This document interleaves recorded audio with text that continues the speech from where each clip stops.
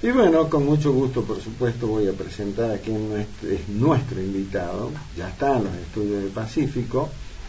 Y como les adelantaba, se trata de uno de los dirigentes políticos más conocidos de nuestro medio. Tiene una larga lucha, una militancia importante, obviamente, representando su partido político, fue concejal, fue diputado, pero siempre estuvo acompañando todo lo que son las expresiones de la sociedad, sobre todo de los sectores más humildes. Lo hemos invitado, y reitero el agradecimiento para que haya aceptado esto, al dirigente del Partido Obrero, al profesor Claudio Del Pla. Hola Claudio, ¿cómo te va? ¿Qué tal? Un gusto estar acá. Bueno, muchas gracias por venir. Por favor. Muchas gracias, la verdad que es un gusto que compartamos. Queríamos que esté en el estudio, como lo decía Claudio, porque acá podemos hablar un poco más distendido. Más ampliamente, es más lindo. Sí, señor, es más lindo. Así que nada, bueno, empecemos por... contame, hay una visita importante hoy en Salta, un dirigente del Polo Obrero, pero que tiene que ver con esta tarea que está llevando adelante la izquierda a nivel nacional, asambleas enormes con mucha participación y planteando, bueno, los problemas que vivimos a diario. Contanos un poco sobre eso, arranquemos por ahí, Claudio. Sí, bueno, es uno de los terrenos más importantes de la intervención política de nuestro partido, que significa la tarea de organizar a los desorganizados como trabajadores, incluso a los desocupados como trabajadores, porque la cosa empieza desde ahí. Para nosotros un desocupado no es un paria, es un trabajador sin trabajo. Por lo tanto, lo organizamos para que pelee, junto incluso a los trabajadores ocupados, por todos los derechos que le corresponden. Primero, por acceder a un trabajo y acceder a una asistencia del Estado si no hay trabajo todavía, o si la economía destruye puestos de trabajo, como está ocurriendo ahora, en lugar de crearlos. Y entonces hemos organizado una organización muy importante, de decenas de miles de compañeros en todo el país, que tiene sus congresos. Quiere decir que es una organización que no es una organización de caudillos, es una organización de trabajadores que incluso los que no tienen una experiencia previa en los métodos propios de la clase trabajadora, de funcionar en una asamblea, de votar, de decidir, de controlar los resultados de esa lucha, de elegir y cambiar a los dirigentes con la mano alzada, todo eso que es propio de una tradición obrera. Bueno, en el Polo Obrero, los que no la conocían, porque no han tenido probablemente, digamos, no diría yo la suerte, sino el derecho de tener un trabajo en blanco alguna vez en su vida, un salario, un sindicato, bueno, esa experiencia la hacen con el Polo Obrero. Nos organizamos como trabajadores, y es una organización independiente del Estado y que ha promovido y es la cabeza de un gran frente de organizaciones desocupados que ahora ocupa las noticias del país, si no es todos los días, día por medio, digamos. En el sentido que se ha armado una gran representación de un gran bloque de organizaciones desocupados independientes del Estado, incluso con una diversidad ideológica, pero independiente del Estado, que se llama Unidad Piquetera. Eso llama la Somos atención, 40 organizaciones. No están todos identificados con una identidad partidaria, digamos. No, para nada. Es muy heterogéneo, ¿no? Es heterogéneo, solo que nosotros hemos colaborado mucho, por eso es muy relevante el rol. Y algunos de nuestros dirigentes, como Beliboni, se los conoce como líderes de ese conjunto, no porque todos sean de nuestro partido, sino porque nosotros somos de la idea de que de algo elemental, ante la adversidad hay que unir al que tiene un interés común. Y nosotros, fiel a los principios de los socialistas, Marx decía que los socialistas no defendemos un interés particular, sino el interés general. Es decir, privilegiamos la unidad de los trabajadores incluso por encima de la divergencia ideológica que podamos tener. Y esta unidad piquetera, esta enorme organización que moviliza cientos de miles de personas, que está protagonizando una marcha federal, enormes acampes, está hecha con este principio. El Polo Obrero es una parte muy importante porque es la que aporta estos conceptos que ayudan a organizarse. Y entonces se ha armado una fuerte organización independiente, y esa organización del Polo Obrero, que ha tenido semejantes desarrollos y protagonismo en la lucha social en este país en los últimos años, ahora hace su congreso. Y ese congreso es un verdadero congreso, es decir, que los compañeros de todo el país tienen sus asambleas, se discute un balance de lo que se ha hecho, se escucha las propuestas de los compañeros para ver cómo mejorar, se trata de establecer un pronóstico. Esto es muy importante. Es decir, nosotros desarrollamos una experiencia de una lucha que no es ciega, sino que es una lucha que se basa en un análisis de los problemas, en una caracterización de lo que se viene, y eso lo compartimos con miles de compañeros en todo el país que están haciendo muchas veces su primera experiencia también en este aspecto de relacionar su vida cotidiana con los problemas políticos. Claro, porque es como si fuera un divorcio, ¿no? Claro. Me ha puesto un ejemplo muy bueno antes de comenzar Sí. el programa, el profesor del Plan, compartirlo con la audiencia, porque me parece que es absolutamente ejemplificador hasta donde el ciudadano, digamos, no lo relaciona una cosa con otra cuando sería lógico. Claro, porque ocurre lo siguiente, si hay un chiste, yo le contaba aquí a Daniel, que es el siguiente: entrevistan a alguien que vive en una villa miseria y le pregunta cómo anda el país, cómo lo ve. No, bien, soy optimista, el gobierno anda bien. Y después le preguntan cómo le va a él, y él dice: no, a mí me va muy mal, por no utilizar otras palabras, a mí me va para el diablo, claro, a mí me va muy mal. Pero el hombre, la misma persona, no podía asociar la política, es decir, lo que pasaba con el gobierno, con lo que pasaba con su vida cotidiana. Claro, es increíble eso.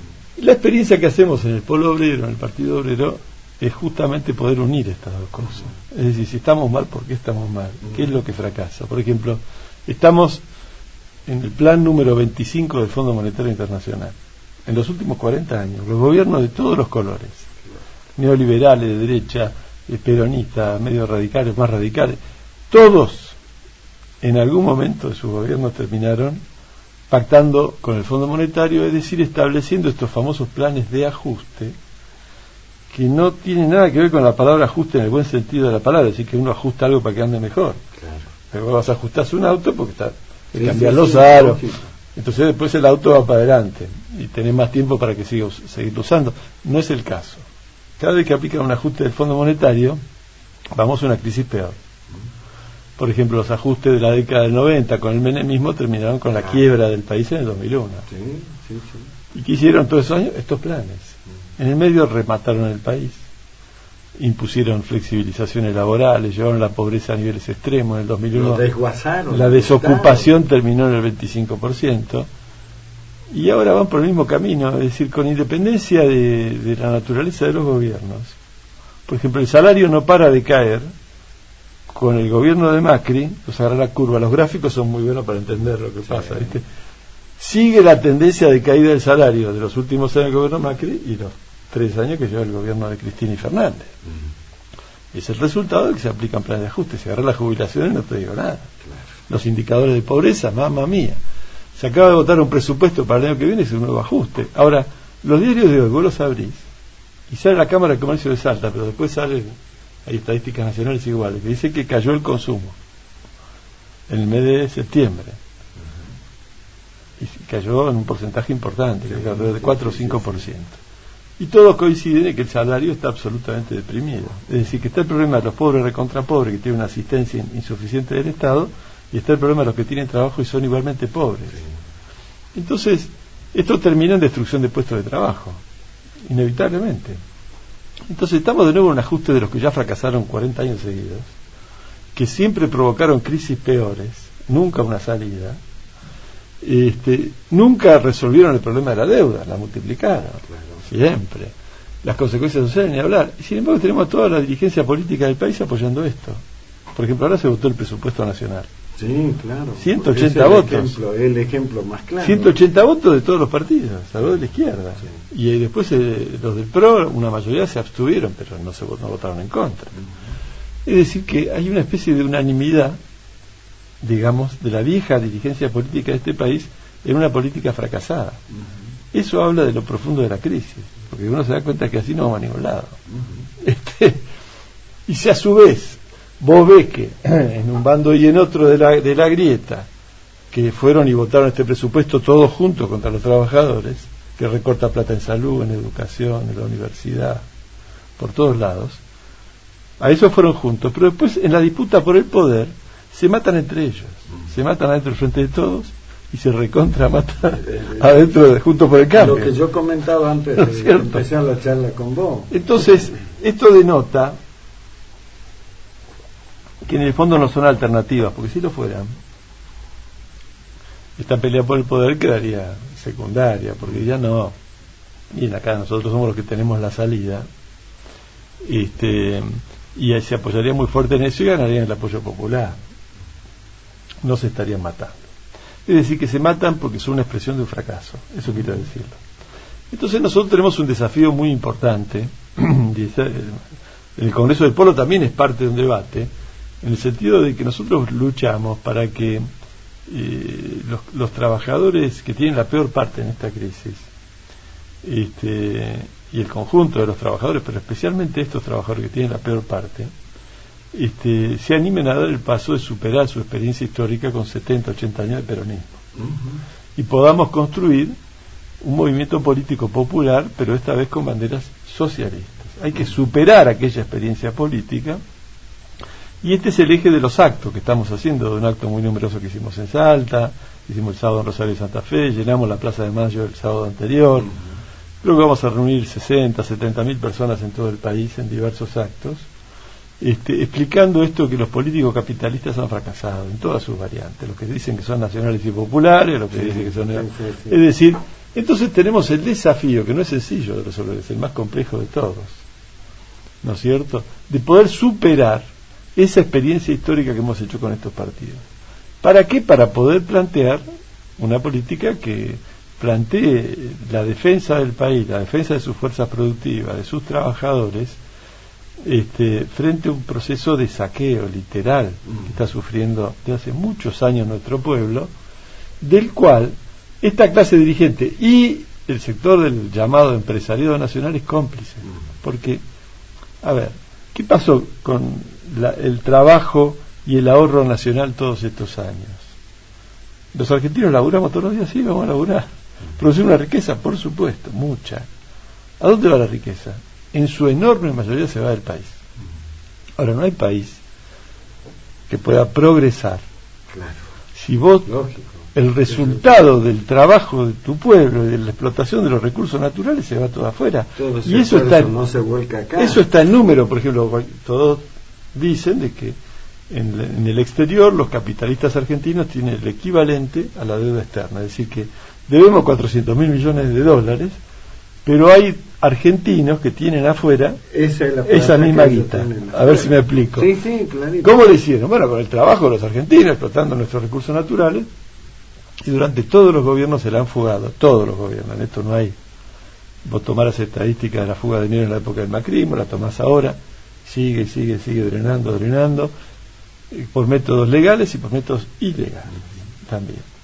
Entonces, hace falta un replanteo político general. Entonces nosotros somos un partido que está metido hasta el cuello en la lucha cotidiana para enfrentar las consecuencias de este ajuste, porque hay hambre, porque el salario cayó a niveles sin precedentes, como explicaba, y nosotros queremos que la clase trabajadora argentina intervenga, y nos vas a ver nuestros compañeros dirigiendo la huelga del neumático, por ejemplo, ¿no es cierto? Han conmovido al país, no porque plantearan nada exótico, planteaban que sus salarios no pierdan contra la inflación. Claro, nada más que eso. A ver, nada menos. Ahora, yo le decía al profesor del plan, cuando llegó, que compartimos unos minutos antes de salir al aire, de esto que me contabas, ¿no? De esta tremenda organización que está montada, llevada adelante en todo el país, con asambleas con muchísima participación. Y yo le preguntaba a Claudio, le digo, ¿y por qué eso a la hora de los votos no se traduce de manera concreta en votar a los candidatos que representan eso, que los acompañan? Porque ustedes ponen la cara en todos lados, contame cuántos comedores hay, con cuántos ayudan y cómo trabajan, y me resulta muy difícil, porque ustedes sí están acompañando todos estos temas, y a la hora de los votos no se refleja. No, mira, pasan dos cosas. La primera es la siguiente. La actividad nuestra es muy amplia, como decís, la lucha es enorme, están en todos y lados. nuestros dirigentes son protagonistas de las principales luchas del país. Eso se lo puede ver en la tele, en las movilizaciones cotidianas. Y además son muchas miles de personas las que se organizan para luchar con nosotros. Pero nosotros tenemos muy claro que una cosa es que alguien por necesidad se organice para pelear contra el hambre y otra cosa es que crea que los trabajadores podemos ser una alternativa política. De eso tenemos que convencer. Esa es otra tarea mucho más compleja. De eso tenemos que convencerlos a partir de lo que estamos haciendo. Claro. Siempre, porque la nuestra es una organización voluntaria. Nosotros, alguien que se organiza para luchar con nosotros por el pan, por el trabajo, no le exigimos que vote al Partido Obrero. Claro. No canjeamos comida por votos. Y ni siquiera no que milite con nosotros. No, le decimos, tenés que organizarte y luchar porque si no te vas a morir de hambre. Claro. Simplemente, y el gobierno va a agravar todos los días este problema. Entonces nosotros persuadimos y vamos ganando una parte importante de estos compañeros que luchan con nosotros también a dar una lucha política. Eso se nota en el desarrollo del polo obrero, se nota en la emergencia de miles de delegados que se ponen a la cabeza de sus compañeros y que se ponen muy ávidos políticamente, quieren saber más, damos muchos cursos nosotros, y entender cómo viene la mano, y en muchos casos vienen de experiencia en el peronismo, en otros partidos, por supuesto. Y bueno, eso se empieza a notar, sí, se empieza a notar. Ya en la última elección general hubo votaciones muy importantes en distritos que eran impenetrables para la izquierda, sobre todo en Buenos Aires, en La Matanza, Moreno, donde la izquierda tiene concejales en varios de esos municipios con el 10-12% de los votos, cosa que jamás pudimos lograr antes. Eso quiere decir que rompimos el control del peronismo en los barrios más pobres. No se explica de otra manera. O que en Jujuy la izquierda sacó el 25% de los votos y metió un diputado nacional. ¿No es cierto? Y así podríamos ver otros ejemplos, pero que todavía no son generalizados. Vos tenés razón. La lucha es difícil, ¿no es cierto? Todavía no son generalizados y nosotros creemos que esta experiencia que se está haciendo ahora con este nuevo gran fracaso del peronismo y especialmente por la impostura del sector kirchnerista, ¿no es cierto? Que gobierna pero se hace el que no gobierna, ¿no es cierto? Y apoya el plan del Fondo Monetario pero al mismo tiempo dice que quiere defender a los trabajadores. Es decir, todo este cinismo sin límite de Cristina, de Máximo, de los dirigentes sindicales que no quieren llamar un paro nacional cuando su gobierno está reventando el salario, de los Moyanos, de toda esta gente. Tenemos que superar eso, pero la verdad que esta experiencia es probablemente la que más a fondo podría llevarnos a que más trabajadores se animen a dar un salto, a saltar el cerco del peronismo, básicamente. Este es el gran tema. Y bueno, como compartimos esa lucha cotidianamente y todo lo demás, fíjate el problema de Salta. Nosotros hicimos un acto, el acto de Salta lo hicimos con una declaración política del Comité Provincial que planteaba una cuestión elemental. No queremos la reelección de Sáenz, queremos desarrollar una alternativa de los trabajadores, porque en esto de la reelección de Sáenz se muestra todo lo más viejo de la política de Salta. Es decir, el tipo que gobierna tiene la plata del Estado, teniendo la plata del Estado subordina a toda la oposición. Los partidos que se llaman opositores terminan siendo puras colectoras del que está en el Granbur. Y esto te lo podría decir en la época de Romero, te lo podría decir en la época de Urtubey, y te lo cuento ahora en la época de Sáenz. Es el mismo esquema, ¿o no? Roberto Romero decía que no había que presentarse siendo gobernador porque tenías una ventaja enorme sobre el resto. Entonces vamos a un proceso electoral en donde se ha vuelto a diseñar el mismo esquema de siempre, ¿no es cierto? Entonces tenés toda una parte del radicalismo, tenés al PRO, tenés una parte muy importante del PRO, tenés a todos los partidos provinciales, tenés al Partido de la Victoria, el kirchnerismo, todos van al pie del poder y entonces no pueden ser alternativa y contribuyen con el mentiroso discurso de Sáenz de que habría una realidad política salteña que se la puede separar de la realidad política nacional. Claro, él plantea un movimiento político de Salta que defienda y mire los intereses de Salta. Bueno, pero eso hay que hacerlo todos los días, no solo una vez cada vez que hay elecciones y separando la elección provincial de la nacional para vender ese buzón. Todos los días, ¿qué está haciendo Sáenz? ¿Está haciendo eso? No, Sáenz está apoyando el paquete del Fondo Monetario. La secretaria de Energía de la Nación se llama Flavia Rollón. Sí. La puso Sáenz. ¿A qué se dedica esa mujer? Bueno, se dedica a aplicar el tarifazo para todos los argentinos. Sáenz es parte, es una pieza de esta política nacional de ajustes, que a los jubilados que viven en Salta le está reventando las jubilaciones. Él se quiere presentar como si no tuviera nada que ver, por eso adelanta las elecciones, ¿no es cierto? Y plantea ese frente de ficción de defensa de los salteños cuando lo estás embromando todos los días. No, Sáenz, a los salteños hay que defenderlos todos los días. No, en una fecha de elección anticipada para hacerle el cuento de que lo defendés. No, no es así. Lo mismo pasa con las otras grandes cuestiones que están a debate, que van a estar a debate. Yo escribí un trabajo sobre el tema del litio. Ahora vamos a presentarlo en la universidad. Está publicado en la revista En Defensa del Marxismo, un trabajo que no pretende ser el trabajo de un técnico, porque no soy un técnico en minería, pero sí soy un militante socialista de muchos años. Y bueno, y ahí demostramos cómo Sáenz está por el camino de los gobiernos anteriores, en materia de cómo se van a explotar los recursos naturales. En un acto fallido, en un discurso hace un mes y pico, Sáenz dijo: ojo, que conmigo no van a quedar los pueblos fantasmas, dijo.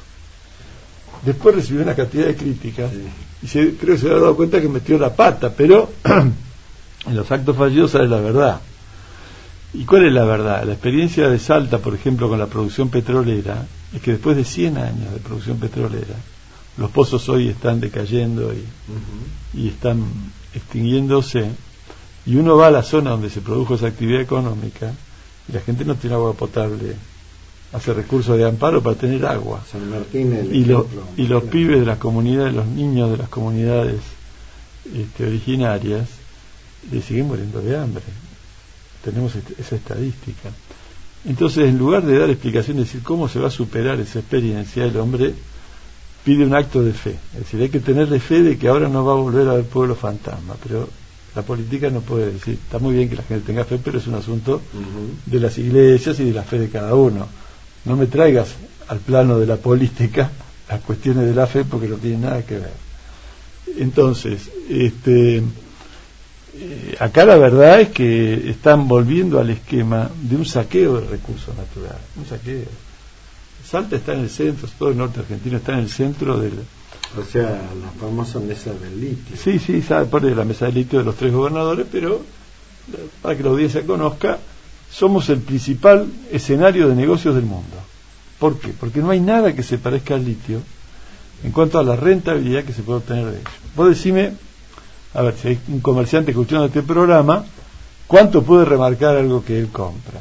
Si invierte algo y le sale 10 pesos, puede cobrarlo 15, es difícil, pero poner que lo cobre 15, y lo remarque un 50%, ¿no es cierto? Y si puede y lo vende, va a ser feliz y le va a ir bien. Claro, dice, mirá el margen, mirá qué grande, la ganancia que tengo. ¿Sabes cómo es lo de la del litio? Ellos invierten 5.000 por cada tonelada, $5.000, y la venden a 80.000. Es decir, que vos pones 5 pesos y sacás 14 o 15.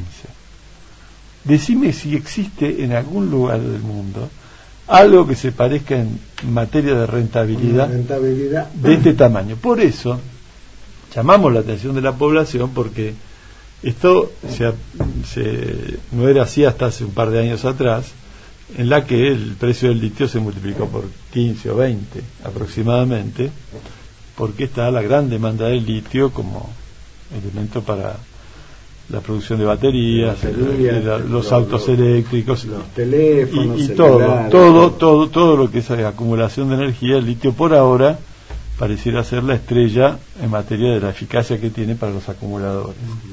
Entonces hay una enorme demanda, un precio que se multiplicó, y entonces podría haber una oportunidad producida por todas estas cuestiones, porque acá están de las reservas más importantes del mundo en todo el norte argentino, y al costo más bajo de producción. No solo que están las reservas, sino que se las producen los salares, a diferencia de otros países como Australia, en donde es un proceso más costoso, está en la roca, ¿no es cierto? Claro, aquí es mucho más barato, es un proceso relativamente sencillo de la obtención del litio. Y bueno, podría haber una oportunidad. Ahora, ¿en qué término lo va a hacer el gobierno? Pero esto estoy diciendo ahora, lo dije en la Cámara de Diputados siendo diputado. Sí, sí, sí. ¿En qué términos lo y vas a de hacer? eso hablas en este trabajo También, claro, en este trabajo que estoy haciendo, y queremos abrir el debate, porque podría haber una oportunidad, por supuesto. Podría haber realmente una oportunidad para salir de pobres. Claro, bueno, desde el Rensa y el propio gobernador dice estamos cambiando la matriz productiva de la provincia. No, macana, que cambiar la matriz productiva, si lo único que está haciendo es una extracción de materias primas, prácticamente sin elaborar. Van a hacer el carbonato de litio y nada más, que es una primera elaboración del litio, y el 95% del agregado de valor que se puede producir con el litio, eso quiere decir, agregado de valor quiere decir, cada vez que se interviene con trabajo y se transforma una materia prima, se valoriza. Sí. Entonces, en Salta, esta producción primaria es el 5% de la cadena.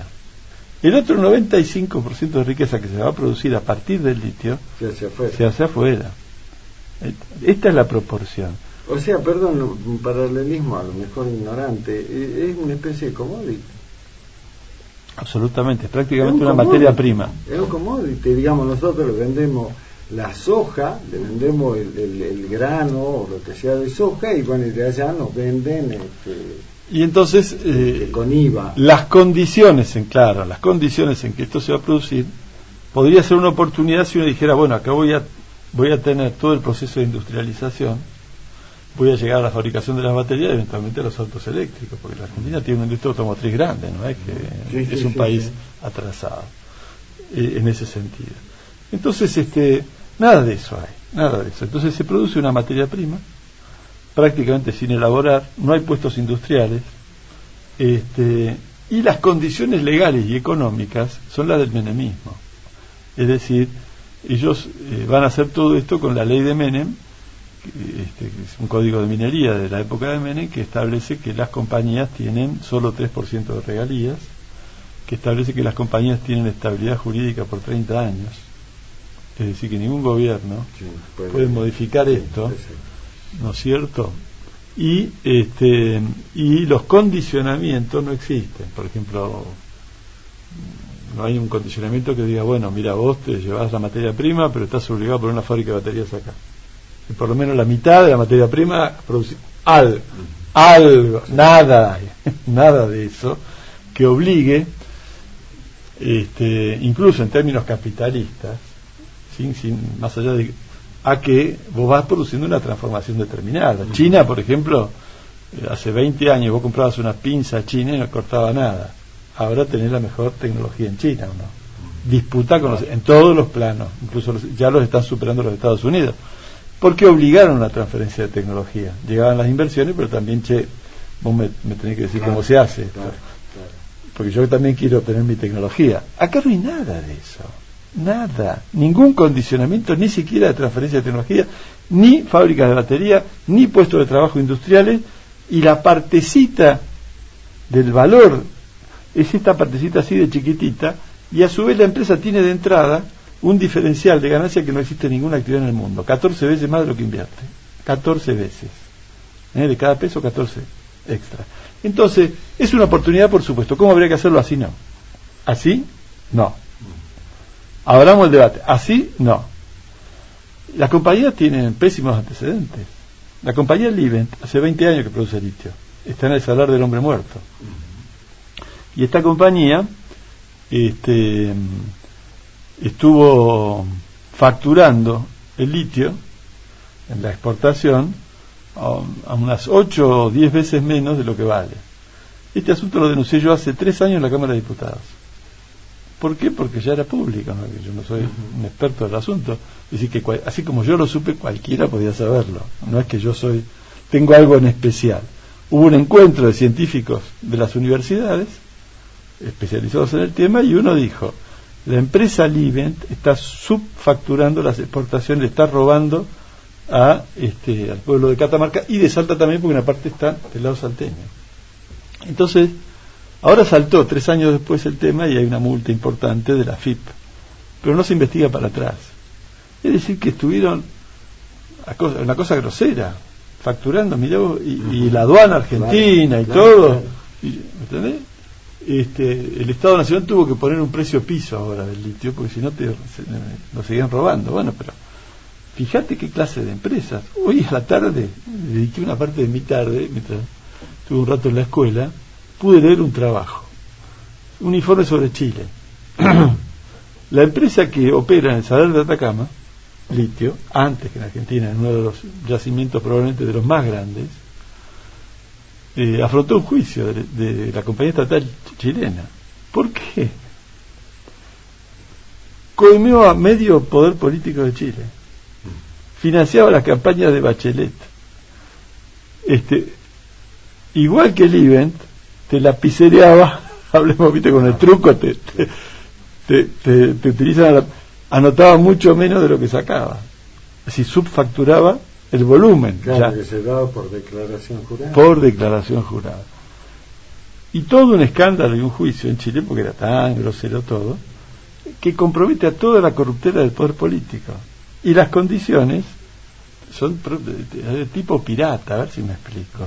Ahora uno ve las declaraciones de Sáenz y de lo demás y dice, vienen los Reyes Magos, no los piratas. ¿Cómo es el asunto? Está bien. Claudio, sería importantísimo, interesantísimo seguir charlando, pero sé que tenés un compromiso. Rápidamente, vamos a lo político, más y superficial. ¿Cómo está el armado del Frente de Izquierda? Mirá, nosotros hemos propuesto en este acto que hicimos en Salta, nosotros defendemos, queremos que haya Frente de Izquierda en Salta en la próxima elección también, como en todo el país. Tenemos polémicas importantes que tienen que ver con el papel que tiene que jugar el Frente de Izquierda. Una polémica es la siguiente, tiene que ver con lo que charlábamos recién. ¿La izquierda va a progresar solamente por ser una alianza electoral? Nosotros creemos que no. Claro. Que no. Porque nosotros no puede ser medido el desarrollo de la izquierda con las mismas medidas o los mismos parámetros que se mide a otros partidos. Nosotros tenemos que demostrar que podemos armar una fuerza social que sea capaz de enfrentar este ajuste. Tenemos que destacarnos por estar a la cabeza, como tratamos de hacerlo desde el Partido Obrero, de la lucha social para quebrar las consecuencias de este ajuste y en ese desarrollo plantear una alternativa política que tenga también una expresión electoral. Es decir, no podemos simplemente dedicarnos a ir de una elección a la otra, de un turno electoral al otro, tratando de posicionar personalidades, ¿no es cierto?, con un discurso de izquierda, por supuesto, pero personalidades que puedan ser buenos candidatos. Nosotros necesitamos mostrar en los hechos de que somos una fuerza social que quiere transformar esto. Porque además ya hemos tenido en el pasado, pasó en Salta y en otras provincias, desarrollos electorales que fueron, así como fueron ascensos, que después fueron retrocesos. Claro, ¿no es cierto? Cuando tuvimos nuestra mayor votación en el 2013, y antes habíamos tenido también oscilaciones importantes, subidas y bajadas, porque nosotros queremos hacer algo más profundo que simplemente conquistar algunas bancas parlamentarias. Porque es claro que las transformaciones que hace falta hacer necesitan de una fuerza social que tenga una gran presencia en la calle, en los sindicatos, que superen la experiencia de las direcciones del peronismo, y entonces que cuando vamos a una elección recogemos esa fuerza que ya existe, y no simplemente de golpe un giro, un cambio en la opinión pública, o algo de bronca o lo que fuere, que nos da en una elección de golpe una votación más alta. Nosotros vamos a ir a las elecciones, queremos ir a las elecciones, pero queremos que haya una izquierda que tenga este enfoque, ¿sí? Y no vamos al Parlamento para que haya, digamos, ¿cuántas bancas tiene la izquierda? 3. Qué bueno. Y ya está, se acabó. Claro. Porque además ya pasamos por esa experiencia. Sí, claro. Y la expectativa de la población era que simplemente con eso alcanzaba, y la verdad es que con eso no alcanza. Necesitamos bastante más que eso. Y por eso peleamos todos los días. Necesitamos una fuerza social transformadora. Y en ese plano, bueno, nosotros vamos a volver a proponer que se constituya el Frente Izquierda. Ahora hemos propuesto hacer un congreso en el mes de febrero, que en todo el país, que se discuta toda la militancia, cómo intervenimos mejor en esta gran lucha que tiene nuestro pueblo, y en ese marco discutamos también el tema de nuestras candidaturas. En el caso de Salta, que la elección está adelantada, hemos propuesto en este acto que estrictamente sobre el problema electoral, que si no tenemos un acuerdo, que hagamos una interna de la izquierda, de los distintos partidos, con el padrón de las distintas organizaciones de la izquierda, y podamos hacer una interna nuestra, no solo pero que se lo elija a través de ese mecanismo. De ese mecanismo, no como los otros partidos que se han nombrado 3, por ejemplo, acá. Sí, claro, si no es posible llegar a un acuerdo, bueno, que más o menos represente y que todos tengamos finalmente ese mecanismo. Y bueno, y defendiendo siempre los principios esenciales. Es decir, nosotros queremos una izquierda independiente del Estado, no queremos una izquierda para ir a pactar en el Parlamento con lo mismo que combatimos todos los días. Eso es así, eso es indispensable. Esperamos que podamos tener esto. Nosotros como Partido Obrero estamos muy recuperados en un desarrollo después de la crisis que tuvimos hace 3 años, claro. Estamos muy recuperados en una intervención muy intensa. El viernes, por ejemplo, hemos tenido una elección de 1000 y pico de votos entre los docentes, una lista que hemos presentado con algunos compañeros independientes, pero que con un discurso muy agudo de defensa de la carrera docente, y hemos obtenido el 8% de los votos docentes en la capital, por ejemplo, casi 9%. Son todas expresiones de peleas que son registros reales de una influencia. Ahí está la realidad. ¿Me entendés? Y que también explican, cuando nosotros tuvimos desarrollos importantes en Salta, no éramos simplemente un fenómeno electoral, aunque éramos un partido pequeño, teníamos siempre un protagonismo muy importante en la lucha social, en la docencia, entre los desocupados, en las grandes crisis del norte de Salta.